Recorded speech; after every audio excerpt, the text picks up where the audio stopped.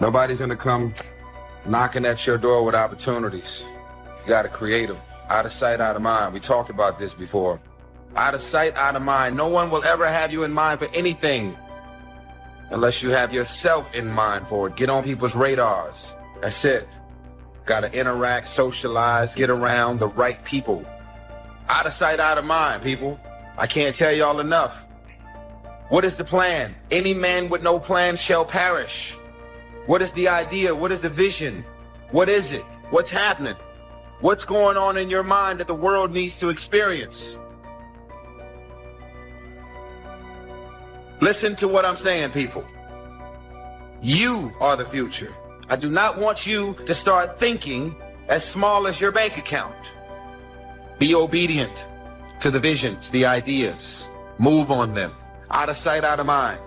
It's grind season. It's hustle season. I need to awaken the beast inside of you. If you make it to the end of this video again, I want you to write, the world is an empty canvas waiting on new thoughts to think. And it's on us to create those thoughts. It is your responsibility to be obedient to God's visions. How dare you have God to send you a vision and a thought and an idea, or show up and reveal these things and ideas to you in your dream. It can be you writing a book. It can be you with all of your arts and crafts and designs. It can be you with sports. What are your visions and ideas that God has sent you? What is it? What's taking you so long to move on it? Put your money together. Budget your money. Make the move. Make the move. Just do it. And guess what? If you hit a wall, get your ass back up and keep going. I've made it this far from hearing way more no's than I've heard yeses. But I'm not afraid of the word no. Write the vision and make it plain so that he who reads it will run to it. And even though it tarry, that means take a long time, wait for it, for surely it will come at an appointed time. Listen to me. That's real. If you don't think it's real, I dare you to try it. Write everything you want on a piece of paper. Everything. Use your wildest imagination. If you can think it, you can achieve it. Write it on a piece of paper. Read it every morning, every night. Come back here 1 year from today and see how much of that stuff then came true. You have to write it. If it's not written, you reduce your chances greatly of it ever occurring. One underneath the other. Just let your dreams run free here. Not what you think you can get, but what you want. If everything fell into place and you could have whatever you wanted the next 10 years, what would that be? Little things, major things, insignificant things, doesn't matter. Just make the list. I got to tell y'all something. The real reality is this. When you decide what you want to do for your life and your career, when God sends you a vision, a bold vision and confirmation around that book you were supposed to write, anything, it's going to be your family and friends and loved ones to be the first ones to try and talk you out of greatness. Because why? They were never sent that vision. They were never sent that idea. They were never sent that concept. As a matter of fact, if you try and explain it, they're still not going to get it, because you see the invisible. You see what's not there. Only those that can see the invisible can do the impossible. You have to be able to see what's not there in order to pull off the impossible. Be clear in your mind in what you intend to achieve. Know what you are going to do. That doesn't seem like too much to ask. But how often do we see people going through their lives without knowing what they are trying to do, without having any intent, without having a clear mission? I'm talking on an individual level. As a person, people go through their lives without knowing what it is they want to do, what they want to accomplish. Know what your mission is. Know what your intent, as the commander of your life, know what your intent is, and then fight with everything you've got to win. 3 major parts of personal development. Number 1 is physical part. Part of success is physical.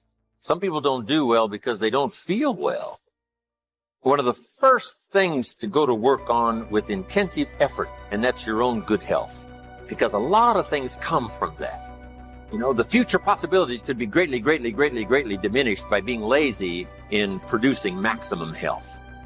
If you'll take care of that as a support system, you can't believe what else is possible. You can't believe what the mind can think of. You can't believe your imagination and your faith and your ability to say, hey, I'll go to work and produce the muscle to do the deal. Why? I'm healthy. I'm vigorous. I'm vital. I'm not out of breath. But sometimes, you know, when all these ideas and stuff comes and, you know, you're a little bit too weak to even attempt, you say, oh, I'm not sure I can do that. The doubts sometimes are more physical than they are mental. You haven't got the vitality to believe it's possible. But if you've got the vitality and the strength and you've got the health to do it, I'm telling you, ideas seem to love to be invested in healthy people that have got the ability and the ambition to pull it off. They got the health to do it. They got the strength to do it. So why not start with the health and see if your own vitality would inspire you to more imagination? Because now when you imagine, you can pull it off. But if you can't pull it off, you know, why imagine? The imagination says, why to go to work and spin all of these goals and stuff when the body isn't ready to produce? So start with physical. It's very important. Now here's some good ideas. There's scripture that says this, treat your body like a temple. Excellent phrase. A temple meaning something you take extremely good care of. Treat your body like a temple, not a woodshed. Here's why. The body and the mind work together. The body and the physical and the health is a support system for the mental that can dream, that can think, that can ponder, that can wonder, that can design, that can believe, that can have the spirit and all that's possible in terms of emotional content. But now, since the mind and the body work together, you got to take care of the body as a support system. One wise man said sometimes the spirit is willing, but the body is weak. See, that's a sad combination, a willing spirit and a weak body. Sad. You wake up in the morning, right? The mind says, let's go get him. The body says, I can't even get out of bed. So have a talk with yourself and say, this is the last time I'm going to be out of breath. This is the last time I will lack the vitality to pull off my dreams. Because sure, the dream factory will shut down if you haven't got the vitality and the energy and the health to pull it off. So start taking care. Now here's the key to be conscious of self, but not self-conscious. You just got to take care of it. You don't have to be a fanatic. It doesn't take 8 hours a day pushing weights to have relative good health. Just do the simple stuff, the exercise and the nutrition and the health and just do the stuff. You know, for normal pulling off with vitality, the dreams that you want, just a simple little plan will do. Now also part of the physical is the outside as well as the inside. Interesting phrase written. It says, God looks on the inside, people look on the outside. So you got to take care of both. The inside for God and the outside for people. What's the old phrase? You never have a second chance to make a first impression. So the outside appearance is also valuable as well as the inside vigor and vitality. Somebody says, well, people shouldn't judge you by your appearance. Let me give you a clue. They do. You can't bypass that. Now, of course, when people get to know you, they'll judge you by more than just how you appear. But physical, outside, inside. Here's what's good advice. Make sure the outside is an excellent reflection of the inside. Take care of both. So first, in personal development, on these three parts, is physical. Here's the second, spiritual. I am a believer that humans are a special creation. I don't ask other people to adopt my belief, but I simply am a believer that humans are unique among all life forms. We're affected by how we feel, attitude. This is the emotional part. We need the intellectual part to set sail, so as the winds blow, we can still get where we want to go. Redefine, keep strengthening our psychological and philosophical guidance system. But now we're also affected by the emotions. That's the power. 4 things to consider on attitude and how you feel. Here's number 1. It's how you feel about the past. Past experience, even past losses, past failures, as well as successes. To review it and go back over it, see where you went wrong, correct that, invest that now in the future. Don't live in the past, and don't carry the past around like a burden, but simply use your past as one of your mentors to help refine mistakes, make some changes that you can invest now in the future. Here's the second attitude. It's how you feel about the future. We look back for experience. But number two, we look forward for inspiration. Take some time and decide what you want. Where do you want to go? What do you want to do the next 10 years, 20 years? How about the people you want to meet, the cities you want to visit, experiences you'd like to have over this next period of time? Here's the next key. Write it all down. Building a life is like building a house. You wouldn't start building the house until you had it finished.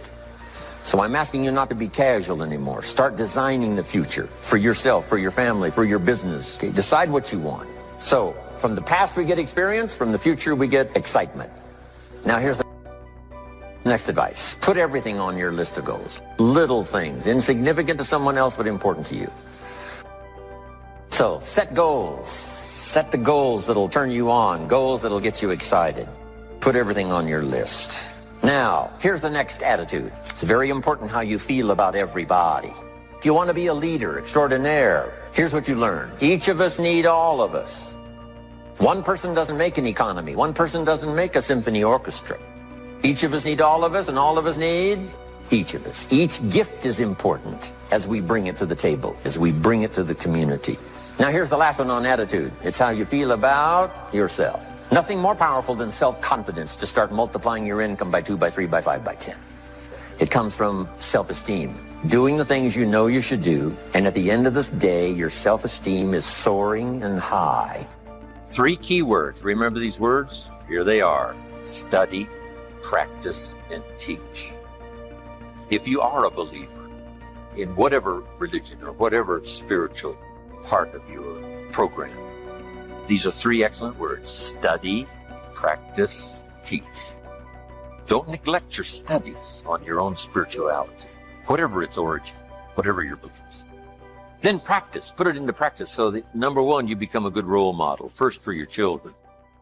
Then teach. Pass it on. You got to pass it on to the next generation and the next generation. What if the next generation gets a little weaker and the next generation gets a little weaker? Now the family foundation is starting to be weakened, which now weakens the nation because the nation is built up of strong family foundations. Now here's the third part. First is physical, second is spiritual, third is mental. Some key phrases on the mental part. First, the mind must be nourished. Food for thought. Bread for the head. Yes, you need a slice of toast in the morning, right, for your body, but you need a slice of cassette you put in the car system and listen and listen. Let something feed your mind. Here's what I teach in one of the other seminars on the mind, and that is stand guard at the door of your mind. Don't just listen to anything and everything. Make sure that you're your own best filter of what goes into your mental factory and spins out the fabric of your life and future. Stand guard at the door of your mind. Spend time. Be a selective listener. But you got to have a good diet, a good mental diet. When you walk into a home and walk into the pantry of the kitchen, you take a look what's in there. This family's either going to be healthy or it isn't going to be healthy. And a lot depends on what's in the cupboard. What you bring home, right, from the grocery store that you feast on for the body. Now here's what's important. A proper menu for the mind to make sure that it's got a wide range of nourishment. Because the mind needs the full education. The education of the dangers of life as well as the possibilities of life. Life consists of really 2 major things. One is avoiding the dangers and taking advantage of the opportunities. That's what life is all about. Avoiding the dangers and taking advantage of the opportunities. Now, by education, you've got to be able to see both, where somebody points out to you, these are the dangers, these are the possibilities. And if you keep refining your ability to see the dangers, to avoid as many as possible, and to see as many opportunities as possible, and to maximize those as you go and refine and go produce and refine, now that starts to develop the foundation for what we call a good life, a productive life, a fulfilled life. And we need this mental input so that you'll have mental food to feast on long after the lights are out and we've left the premises. Now, we also need mental exercise. We talked about debate earlier. That's good mental exercise. Is it or isn't it? Here's what's important. To debate with yourself. To look at both sides of the issue. You must be a student of tragedy as well as triumph. You must be a student of ill as well as good. Ideas. Learning to debate with yourself what's good, what's bad, what's good for you, what isn't good for you. Keep your mind vigorous. Study evil as well as good. You need a good library. And in this library, you need all kinds of diversity. You need a book on Gandhi and you need a book on Hitler. Gandhi to show you how high and lofty someone's ambitions that are noble can go, and the other one to show you how despicable and low someone can sink in terms of pure evil embodied in a human. Don't be afraid of the debate. Don't be afraid of the health debate. Don't be afraid of the religious debate, the spiritual debate. Don't be afraid of something you believe in to be challenged, because that's where the vigor and the flourishing of something is. It survives the debate. If it survives the debate, it's a pretty good idea. Okay, mental exercises. So, feed the mind, debate, exercise, a continual diet. Can't go too long in between the classes, schools, seminars, and the sermons where things are being taught of value. Here's what else is important. You got to go to everything you can afford. Have a good plan, weekly plan, monthly plan to go to a variety of things. Go to a variety of things. Go to a variety of things. And don't miss the chance. Even if you're involved in a certain company and they say, we're going to have a training class. You say, I've been to one of those. I'm asking, you got to go again. You got to go again. You can't get it all the first time. When they call a little training class, make sure you're there. Here's why. Some of them are going to be life-changing. And you don't know which experience is going to be life-changing. You can't pick the one. You just got to go, go, go, go. One is life-changing. You go again, you go again, you go again. Another one is life-changing. For the people that were there, somebody that you met, something that you heard, and that one was just perfect. The atmosphere was right, the crowd was right, and everything was right, and you'll never be the same again. And you don't know which one that's going to be. That's why you've got to pursue. Go often. Have a good plan for the search of knowledge and ideas that can inspire to the best of your potential. So now we've got the physical, we've got the spiritual, we've got the mental parts of personal development. If you make it to the end of this video, I want you to write this. The world is an empty canvas waiting on new thoughts to think. And it's on us, creative visionaries. It's on us to create those thoughts. You pop up with the vision and the idea, and everybody, monkey see, monkey do. They all fall in line. They want to do exactly what you did. What is that vision? What is that idea that you're sitting on? What is that dream that showed up to you and only you? You have to have everything you want written. If you do not have it written down, your chances of it happening is reduced drastically because it's a principle of success. When you start anything, the first step, you're excited. And then you take another step and another step. The enthusiasm from the beginning starts to fade out. Your future is in your hands. You know what that means? You got to work on your mind. Fortify yourself. You got to upgrade, level up your skill set. You want to be in a community of collaborative, supportive relationships that's going in your direction. And anybody that don't have the mindset that you have, let them go. He lost sight of the long-term goal, and it faded. It faded from memory, and the passion dried up, so we stopped the daily tasks that will allow us to achieve our goals. And you began to rationalize. Maybe I can't. Maybe I don't really want to. Maybe this goal isn't for me. And so you give up. You let it go. No. Don't do that. If you understand completely what I'm going to tell you from this moment on, your life will never be the same again. The things you want just seem to fall in line. And from now on, you won't have the problems, the worries, the gnawing lump of anxiety that perhaps you've experienced before. They'll be things of the past. Here's the key to success. We become what we think about. When you go to sleep at night, how are you going to feel about your day?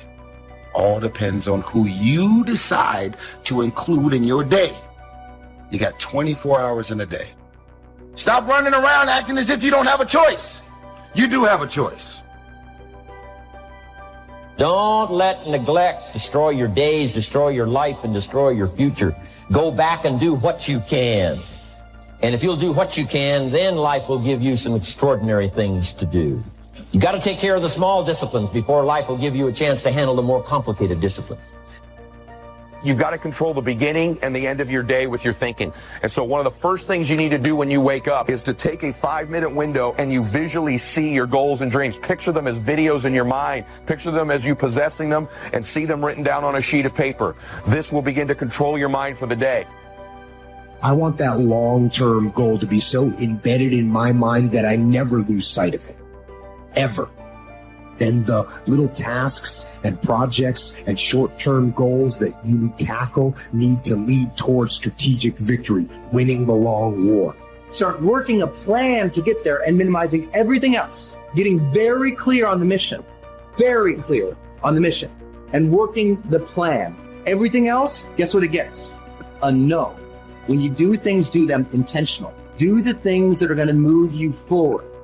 Every day, do something that moves you toward that goal, that keeps that goal alive and in sight and in focus. However small or insignificant that step might seem, take it, do it, make it happen, because that goal isn't going to achieve itself. Waking up early, working out every day, if you start with those two kind of cornerstones, and then the other thing is, figure out what you're going to do during the day. Don't go to bed without a plan of how you're going to handle the next day. To go forward. To learn vital information about creating a future and be defined by a vision of the future instead of the memories of the past. Why? We conform. And the trouble is that we're acting like the wrong percentage group, the 95% who don't succeed. These people believe that their lives are shaped by circumstances, by things that happen to them, by exterior forces. They're outer-directed people. A habit is something you do without giving it any conscious thought. And you know that most people live by habit. They don't think. The late and great Dr. McFarland from down in Kentucky said 2% of the people think, 3% of the people think they think, and he said 95% of the people would rather die than think. The wonderful thing is this: if you do what other successful people do, you eventually get the same result that they do. Most people are broke up until their 40s and 50s. So if you're broke today, you're just one of the gang. The only question is, do you stay there? And the answer is no. If you are not defined by some vision that is bigger than you, and you are not passionate about that vision, then you're left with the old hardware of the past in your brain, and you will be predictable in your life. Now, when I started off in this many years ago, I came from very poor beginnings. I dropped out of high school. I could only get laboring jobs. I was told, by the way, if you don't get a good education, you won't do well in life. And I believed that for a long time until I found there's hundreds of thousands, millions of people who dropped out of high school who went on to become millionaires and billionaires as well. A survey was made one time that covered a lot of men, working men, and these men were asked this question: why do you get up in the morning? 19 out of 20 had no idea. If you ask them, they'll say, everyone goes to work in the morning. And that's the reason they do it. Learning is the beginning of life change. Some people want to start with motivation, but you don't start with motivation. You can tell we don't spend that much time on motivation. And we're here, enough motivation, certainly. But here's the best motivation we've got going. When we bring our dedication and let it show, we let the work of our hands show, that's the motivation we want. You got to learn how to walk by faith and not by sight. That once you begin to trust yourself, life takes on a whole new meaning, because now I want you to do that feeling that you are led. When we think a new thought, literally opens a space up in our minds, in our lives, that never existed before prior to having that thought. And what happens is your unconscious and subconscious mind goes to work on filling in that space with the people, places, resources, and things to fill up that space and fully furnish it. That's the power of how we think. You are thinking in the past. And so most people then spend the majority of their life talking about why they never arrive at their vision of the future because of some past experience. You can exercise them, and you can literally create the start of anything because you are creative. The only thing about a man that is a man is his mind. Everything else you can find in a pig or a horse. At some point, we all bought into this lie that you've got to feel ready in order to change. At some point, you're going to have the courage. At some point, you're going to have the confidence. And it's complete garbage. And so there are so many people in the world, and you know, you may be watching this right now, and you have these incredible ideas, and what you think is missing is motivation. And that's not true. We say that success is not an accident. Failure is not an accident. So if you just follow the tracks of other successful people, no matter where you're starting from, you eventually get to the same place that they get. The two most important things we need to have to be happy and healthy is a sense of control, things are happening for a reason, and a sense of coherence, a feeling that things fit together.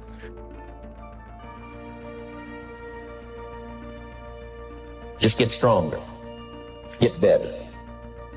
We've all got those personal winters. I'm asking all of you to get better in spite of the winters, in spite of the downturn, the money downturn, the social downturn, the personal downturn, whatever it is. The key is not to wish for a better winter. The key is to wish for more strength, more wisdom, more courage, get better, get wiser, get stronger. Some of you are having problems with battles of things you're trying to change and you can't change them. Old habits that you were keeping for the last 20 years, and now you want to change, and it's tough to change. If you keep watching pornography, you keep reading dirty books, now the first time you see it, it doesn't bother you. But if you keep seeing it, it becomes downloaded. When an idea comes into your mind, you want to ask yourself this question. Don't ask whether it's wrong or whether it's right. That's not the question. You know what the question is? Will that idea take me from where I am and move me in the direction of the star that I'm shooting at? You're never going to feel like it. Motivation's garbage. You only feel motivated to do the things that are easy. Why is it so hard to do the little things that would improve my life? And what I've come to realize, the way that our minds are designed, is our minds are designed to stop you at all costs from doing anything that might hurt you. But now let's make these notes now on setting goals. The promise of the future is an awesome force. We look back for experience, but we have to look forward now for inspiration. And what gives us inspiration to get up in the morning and do our job, learn skills, develop all that we can possibly be, is the promise of the future. And it can be so powerful that it can overwhelm any adversary you might have, any difficulties you might have. Here's a key phrase: reasons make the difference in how your life works out. Reasons make the difference in your appetite and zest for taking on the challenge, doing the job, becoming successful. Mr. Schoaf said, if you have enough reasons, you can do the most incredible things. You can get through the most difficult day. You can overcome the most unbelievable challenges if you have enough reasons. And so he said to me, if you haven't got a list of your goals, Mr. Rohn, it's probably because you don't have enough reasons. He said, I'm sure since I've met you, you have enough intelligence. And he said, you have enough good health.